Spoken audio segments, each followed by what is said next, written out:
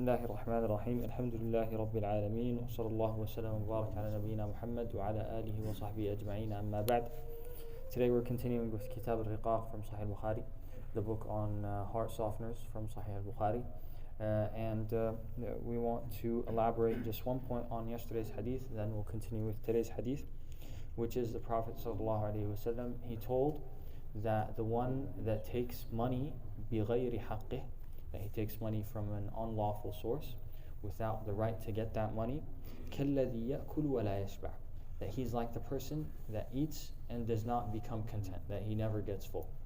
And this is something that is observed. It's as though he's drinking from seawater and he'll never get, his thirst will never be quenched due to that drinking.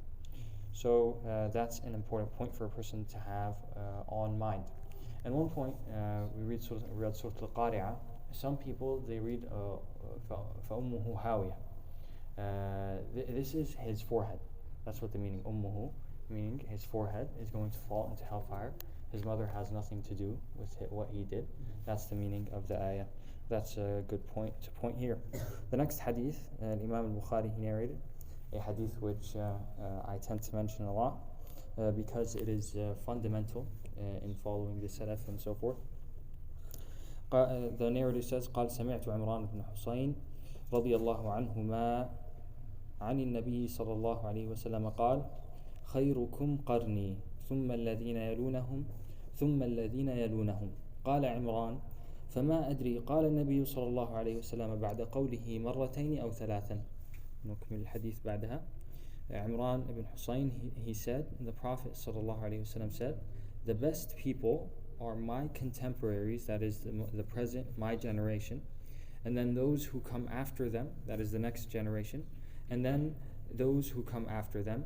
Imran added, I am not sure whether the Prophet ﷺ repeated the statement twice after his first saying or 3 times. Meaning, and this is a present opinion among scholars, that it's either the 3 first best generations or the 4. So the 4th generation will also be included in the statement of the Prophet ﷺ. And this hadith, of course, is very important during our time, during a time where in addition to older deviances that are still present within society, you have deviances related to matters of relativism. People are like, oh, you can understand however you want the text. No, the Prophet ﷺ makes it categorical that you're supposed to understand by the understanding of the first 3 or 4 generations of Islam. And also, since we're talking about Kitab al-Riqaq, the book on heart softeners, what mustn't be abandoned, as we are doing now, is the older books about Zuhd. Kitab Zuhd by Imam Ahmad, Kitab Zuhd by Abdullah ibn Mubarak, the books of Ibn Abi Dunya, all these older books, which are the books of Zuhd, and the situation by which these first 3 generations lived is the way we're supposed to live today as well. We're supposed to follow their lifestyle during our time, and if we're going to better our situation, we must follow their way. Let's continue the same hadith. Then قال صلى الله عليه وسلم ثم يكون بعدهم قوم يشهدون ولا يستشهدون ويخونون ولا يؤتمنون وينذرون ولا يفون ويظهر فيهم السمن. Then the Prophet ﷺ added, and after them will come people who bear witness though they will not be asked to give their witness. So they come forth and they give their witness, and while they weren't asked to give that witness. Now, this is in the case of when their witness is a lie, when their witness is not good. Because there's another hadith in Sahih Muslim where the Prophet ﷺ said, خَيْرُ الشُّهَدَاء, the best of witnesses is the one that comes forth. I'll get the exact statement. خَيْرُ الشُّهَدَاء الَّذِي يَأْتِي بِشَهَادَتِهِ قَبْلَ أَنْ يُسْأَلَهَا. He's the one that brings his witness, that brings his testimony before he's asked about it. Okay, this is one of the things that is important, because bringing all the statements of the revelation together, although they apparently seem to be opposing, that's the way of Ahl Sunnah. And the Prophet ﷺ, he himself, he's the one who said this, and who said this. So the first one, the point behind all this, is that the first one is talking about someone that testifies falsely, right? Before even being asked to testify. While in the second case, this person is so eager to testify the truth that he saw that even sometimes the other person may not know that you testified. For example, you witnessed something that happened between two people and they don't know it. So you go and they didn't know you were a witness. So in this case, this was an example of the best of witnesses, while the other one is who lies.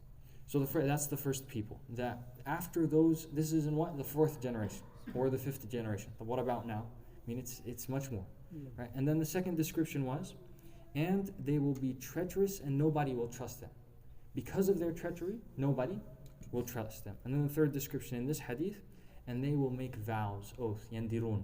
This includes the nadr that they do to Allah. He says, nadartu lillah naf'al kada wa kada. I give an oath to Allah, I'm going to do such and such. And they don't fulfill that oath. First of all, you're not supposed to give an oath to Allah like that. Nadr is makruh. And like the Prophet ﷺ said, it only brings out from the stingy one.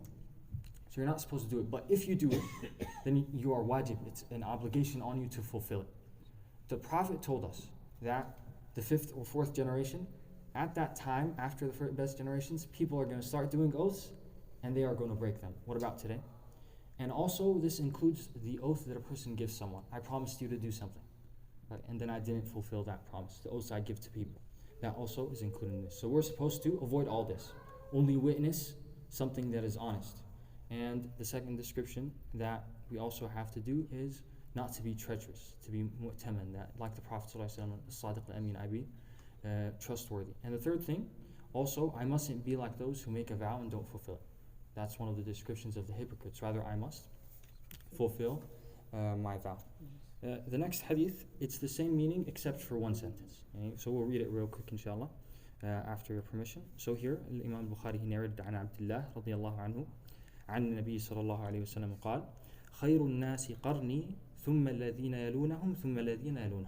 The best of generations, the best of people is my generation, the companions of the Prophet صلى الله عليه وسلم, and then the one after, then the ones after. Then he said, ثُمَّ يَجِيءُ مِن بَعْدِهِمْ قَوْمٌ. Then people will come after them. He's going to give us one different description than he gave in the other situation. تَسْبِقُ شَهَادَتُهُمْ أَيْمَانُهُمْ وَأَيْمَانُهُم شَهَادَتُهُم. That their shahada, their testimony will precede their swear, their oath, that wallahi, wallahi, will precede it. And sometimes their oath will precede, their swearing will precede their shahada. What is the meaning of this? Meaning these individuals, people don't believe them when they testify. Right? Again, going back to the descriptions of hypocrites, they're not trustworthy, they're lying, their testimony isn't trusted. So they give a testimony, people don't believe them, so what do? They do halif, they say wallahi, and stuff like that, right? And then in other cases, he says wallahi and then he testifies. So the Prophet ﷺ is saying this, and he is criticizing such people and describing that these people will come after as well. After the best generations, these people will come. So again, a person must be wary not to do this. And to start with, saying wallah, wallah, wallah, and so forth, shouldn't be on the tongue of a person. Right? Allah said about that individual, وَلَا تُطِعْ كُلَّ حَلَّافٍ مَهِينٍ. Don't obey every individual that is constantly doing halif, and he is maheen, that he is low in the eyes of Allah subhanahu wa ta'ala, and degraded. He is degraded. So that's what we're going to mention for today. And let's remember, the first three generations are the most important thing to follow. وَجَزَاكُمُ اللَّهُ خَيْرًا. Alhamdulillahi Rabbil Alameen.